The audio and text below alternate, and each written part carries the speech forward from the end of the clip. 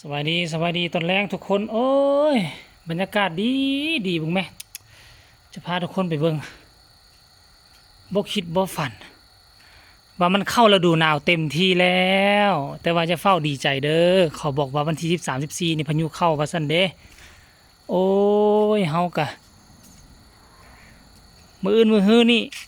สิทางตัวนี้ให้มันแล้วทางออกไปประมาณ1 เมตรให้ห่างจากนี้เนาะตัวนั้นก็สิทางออกทางมันห่างออกไปจัก1 เมตร 2 เมตรจงต้นนี้ไว้อันนี้ก็ทางออกคอกเป็ดคอกไก่เฮาก็ได้บรรยากาศดีอีกอาทิตย์หน้านึงเฮาก็สิไปตัดตัดไม้มาเฮ็ดหัวล้อมสวนละเฮ็ดหัวล้อมสวนละ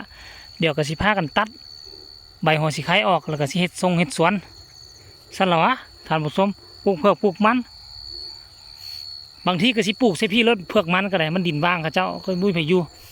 ปลูกหาสิพี่รถป้าเสียงนกข้อหอน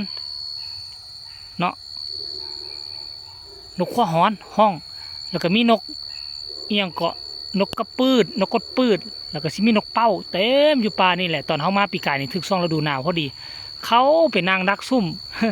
ยิงนกอยู่พุ่นสั่งปืนมาก็บ่ได้เรื่องเบิ่ง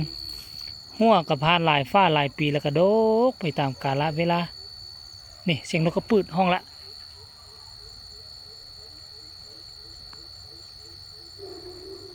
ได้ยินบ่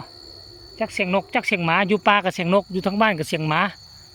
เสียงแมงจีรอก็ได้ยินห้องละเนี่ยแมงจีรอนี่ความจริงแมงจีรออยู่ป่านี่หลายแต่มันตึบไปบ่ได้แล้วฝนหากระเซ้าตกได้3 มื้อ 4 มื้อนี้ขั้นกรณีว่ามันหยุดตกอาทิตย์2 อาทิตย์นี่ข่อยขึ้นเต็มแล้วละบ้านนั้นละบันเทิงเลยเนาะนี่ภาพบรรยากาศเฮือนหลังนี้กับคนเซาเก่าหนีคนเซาใหม่มาแล้วก็เอากล้องวงจรปิดมาติดให้ก็โอเคยังเหลือหลังนี้ยังพันมีไผเซาหลังนี้ก็เจ้าของไปมา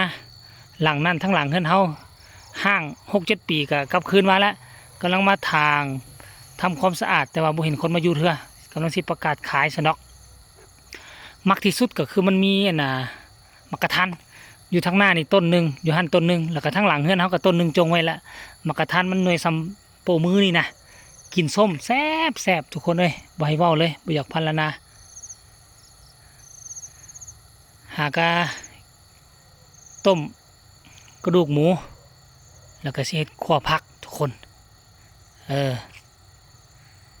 เอารายงานกันแบบนี้แหละมื้อนี้สดๆร้อนๆเข้าฤดูหนาวแล้วแต่ว่าอยู่เวียงจันทน์มันบ่หนาวตี้ล่ะอยู่โลหะบางไทยซ้ำนี่คือค่อยนี่อยู่โลหะบางซ้ำนี่ค่อยนุ่งเสื้อกันหนาวแล้ว